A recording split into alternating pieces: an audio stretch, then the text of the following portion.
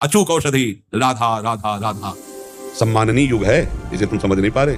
और युगों में मानसिक पाप का भी दंड नरक भोगना पड़ता था, कलयुग में मानसिक पाप का दंड नहीं है, जो शरीर से करोगे उसी का है। कैसी बात करते हो? कलयुग के समान कोई युग ही नहीं बच्चा। जो 10-10 हजार वर्ष तपस्या करने पर बात बनती थी, वो 24 घंटे नाम कीर्तन पर करने पर बात बन जाएगी। जय हो कलयुग की। कैसी बात करते हो बच्चा? जब हम पापाचरण करते हैं तो हर युग में कलयुग है, और जब हम भगवान का भजन करते हैं तो हर समय सतयुग है। आप बताओ कहाँ कलयुग है? जब ब्रह्मा जी के 4 पुत्र हैं युग रूप में, सतयुग, त्रेता, द्वापर, कलयुग। तो ब्रह्मा जी ने नरक आदि का सब निर्माण हुआ जब, तो सतयुग से कहा कि बेटा हमें पता है तुम्हारा स्वभाव बहुत पवित्र है, तो तुम अपने राज्य में ऐसी व्यवस्था रखना कि नरक भी बनाया हमने। बोले पिताजी हमारे राज्य में कोई नरक जाए, असंभव। तो त्रेता से कहा तो उनका बड़े भैया जिस मार्ग में जाएंगे उसी मार्ग में, मतलब हमारे भी राज्य में कोई नरक तो बड़ा कठिन है। द्वापर से कहा तो उनका पिताजी आपकी आज्ञा पालन करने की चेष्टा करेंगे।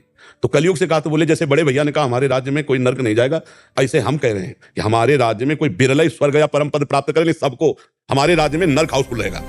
क्यों? क्योंकि मदिरा पीना ये स्वभाव बन चुका है, अपवित्रता भरी है। यही सब स्वागत में तो परोसा जाता है और कहा जाता है वीआईपी पार्टी हुई है, तो ये सब नरक की बातें। और ये छोड़ दो तो अभी आनंद है। आप बोलो कहाँ कलयुग किसको परेशान कर रहा है? अब आप गंदी बातें करोगे तो चाहे जो युग हो परेशानी तो आई जाएगी। कानून है, धर्मशास्त्र, फिर वो आपको परेशान कर देंगे। शराब न पिए, पराई माता बहनों की तरफ गंदी दृष्टि न करे, जुआ न खेले, मांस न खाए, हिंसा और चोरी न करे। ये 5 चीजें न करे, कलयुग एकदम तुम्हें सहयोग करेगा, कभी बाधा नहीं पहुंचाएगा। नाम जब करो, गंदे आचरण मत करो, कभी कलयुग नहीं। हमें बताना कभी मिल जाए कलयुग। तो अब गंदे आचरण करोगे तो चाहे जो युग हो, डंडा चलेगा, हृदय जलेगा, दुर्गति भोगनी पड़ेगी।